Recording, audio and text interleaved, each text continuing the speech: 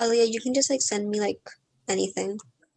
Assalamu alaikum, everyone. Welcome to day two of the welcome to day two of the Ramadan program by SunnahCamp, taught by kids by kids. Alhamdulillah, we are so excited to be having you guys here today. And I want to know in the chat from you guys, whether you're on YouTube or on Zoom, how much did you learn yesterday? Because personally, I learned, alhamdulillah, a lot, and it kind of just goes to show that you don't need to put hours and hours of learning to learn something new. Of course, not discrediting that putting in hours and hours is great also, but even if you just put 20 minutes every day, if you show up to this live training for 20 minutes every day, it will make such a huge difference. So we hope you continue to join us at this program. We know it's only day two, but we hope you continue for the whole 30 days. And yeah, I'm going to stop talking now and I'll pass it off to the Mia sisters, the three best friends of SunnahCamp, and they're going to be talking to us about the next three names of Allah subhanahu wa ta'ala. Assalamu alaikum, yes, here.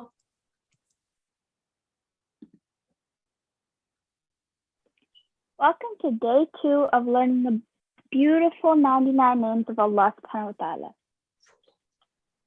Woohoo! Let's get started. أعوذ بالله من الشيطان الرجيم بسم الله الرحمن الرحيم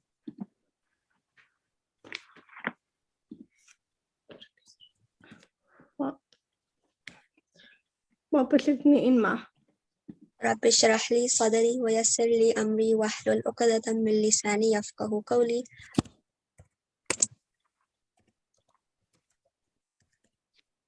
Today we are learning four names, and they are Al-Malik, Al-Quddus, As-Salam, and Al-Mu'min. There is no Malik, no owner, except for Allah. So the root words for the word name Al-Malik are Mim, Lam, and Kaf. And the verb Malika comes from these roots and it means sovereign. It is like the name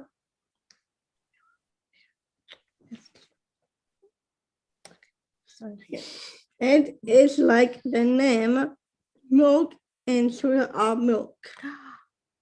Yeah, exactly. So Allah is the sovereign, the king of all kings. The Prophet Muhammad ﷺ said, La malika illallah, meaning there is no malik, no owner, except for Allah subhanahu wa ta'ala. The names Al-Malik, Al-Malik, and Al-Malik are all mentioned in the Quran. Allah subhanahu wa ta'ala gives ownership and authority to people and can also take it away whenever He wills. When you realize that all power is with Allah subhanahu wa ta'ala and that no one can harm you, not from what Allah subhanahu wa ta'ala hasn't already written for you, then you will not be afraid of the creation. You will not despair or not give up, and you won't bring your needs before Allah subhanahu wa ta'ala. There is also a famous saying, whatever will reach you, even if it is between two mountains. And whatever is not written for you will not reach you, even if it is as close as your two lips. It goes to show that we should not leave our fate. We should leave our fate to Him. Yes, that doesn't mean we don't put in our own effort. We should work hard for what we want and put in the effort, but leave the rest to Allah subhanahu wa ta'ala. Do our best and Allah subhanahu wa ta'ala will do the rest, because at the end of the day, we're not in control of the end result. Al-Malik is, and He always knows what's best for you.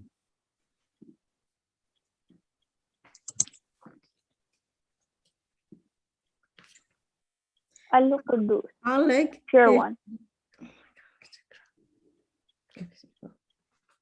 The name Al-Quddus means the pure one.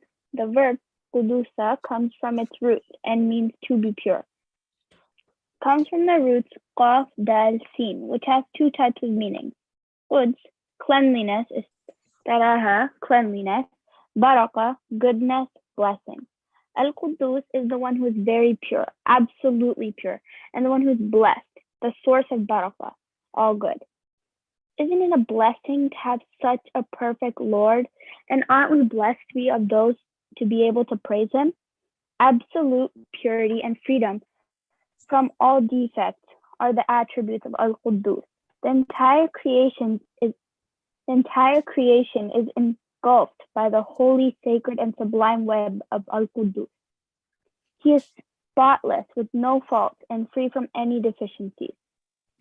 Are there any of us who can claim to be free of defects? Can we be very perfect? Only Allah, Al-Quddus, is free from any defects at all. By saying this dua from the Sunnah, the Prophet used to say in his prayer while bowing down, Ruku, Subuhun Quddusun Rabbul Malaikati war Ruh.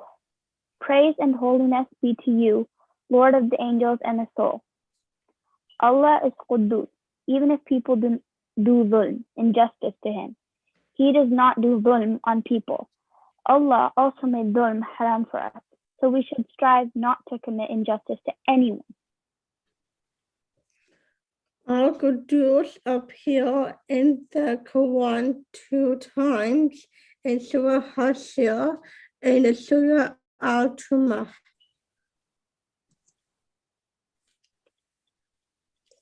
As-Salam comes only once in the Quran and Surah Hashir. Yes. And the root letters for as-salam are sin, lam, mim.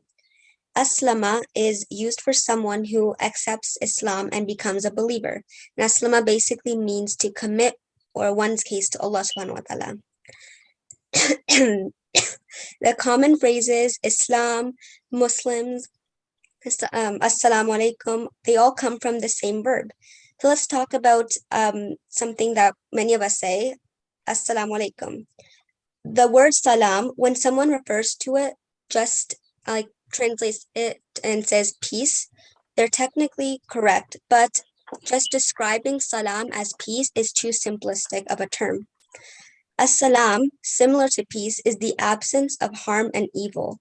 And this is only one translation. The name as-salam, we're going to discuss 3 meanings of it. The first is the all-perfect, because he is the one who lacks any negative attributes. No negativity is attributed to him. Allah subhanahu wa ta'ala is free from all imperfections. There is a hadith narrated from the Prophet Muhammad sallallahu alaihi wasallam that states, وَالشَّرُّ لَيْسَ إِلَيْكَ. We do not ascribe any shirk to you, O Allah. And why is that? Because as-salam cannot be the course of any shirk. The source of as-salam is as-salam. Who gives us safety and security? Who can ensure ultimate salam? As-salam. So salam is the source of salam. Who do we get peace from? Where do we feel contentment from? Who gives us the blessings or the feeling of being fulfilled, being content, feeling safe? It is as-salam who gives us those feelings. He grants us peace, and the most perfect peace and the most perfect absence of evil is to protect us from his punishment and to cause us to enter Jannah. And only as-salam can guarantee that for us. The third meaning is the one who will greet the believers with the greeting of salam. Allah subhanahu wa ta'ala will greet the believers on the day of judgment with assalamu alaikum. And may Allah subhanahu wa ta'ala make us among those. Ameen. Salam is also the first word that Allah subhanahu wa ta'ala taught Adam alayhi salam. And our Prophet Muhammad sallallahu alaihi wasallam gave the first order when he migrated to Medina to spread the meaning of salam. Allah subhanahu wa ta'ala also calls paradise by Dar salam, meaning the abode of peace. The name Al-Mu'min appears in the Quran 1 time in Surah Hashir. Al-Mu'min, the giver of security. Al-Mu'min came from the verb amana, to believe or to be faithful. Verbal noun from which it was derived is iman, faith or belief. Amana, to be secure or to be protected. means aman, or safety, security, and protection. Mu'min is a believer, one who believes that he is subject to divine security and promise. Al-Amin, trustworthy, loyal, and honest. There are two meanings to this name. The one who believes, Allah, is the believer. Why and how can he not believe when he has testified to himself? He is the one who has believed like nobody else can believe because he is the one testifying. Mu'min also means the one who provides security and safety. Who is a mu'min? One who declares their shahada. The Quran says, Shahidallahu la ilaha illallah. Allah himself is saying the shahada of la ilaha illallah. So if he is saying the shahada, he is the mu'min. And who greater to testify to the fact that la ilaha illallah other than Allah himself. He is not just a mu'min, he is al-mu'min. Because he is al-mu'min, he shall prove the iman of the prophets and of those who believe in him. Al-mu'min proves the iman of the prophets. How so? By blessing them with miracles. Because al-mu'min believes and al-mu'min knows the truth. So when the prophets preach the truth, al-mu'min will prove the truth and the iman of the prophets. That is how he gives them miracles and will prove the iman of everyone who wants to believe. Anyone who wants iman shall taste the reality of iman through al-mu'min. Every one of us knows deep down all the books, prophets, Allah's oneness, everything. It is all true because he solidifies our iman. SubhanAllah. Amana, to provide safety and security. Anyone who believes deep in his heart in Allah subhanahu wa ta'ala, he will be protected, secured, feel comfort and trust. They will be provided security against any injustice. Allah has guaranteed that he will not be unjust, and Allah subhanahu wa ta'ala has obligated this on himself.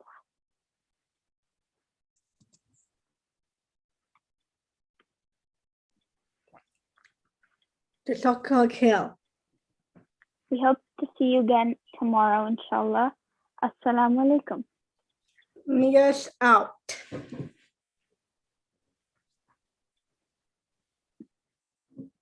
Wow, that was so awesome.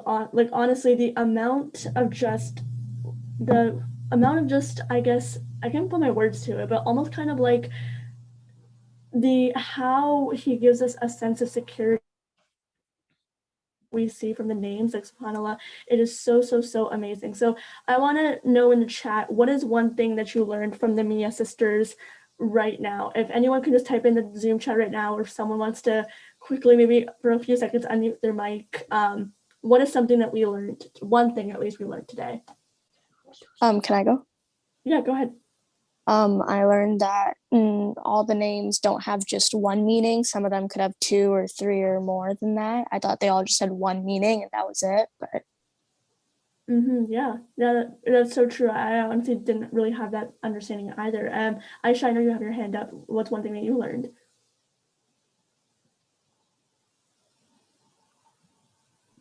And that's Abdul Rahman, I think. Oh, sorry, Abdul Rahman. Me? Yeah. Oh, I learned that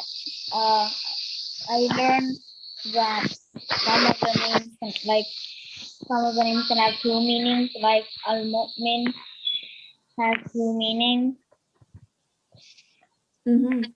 Yeah, that's honestly so cool, and it's so fun, just fun also at the same time to just learn. So yeah, I hope you guys have just as much fun as we are, and also you're learning just as much as we are too. And inshallah, we will see you all this week, and we will also see you tomorrow for the next day 3 of the live training. Assalamu alaikum.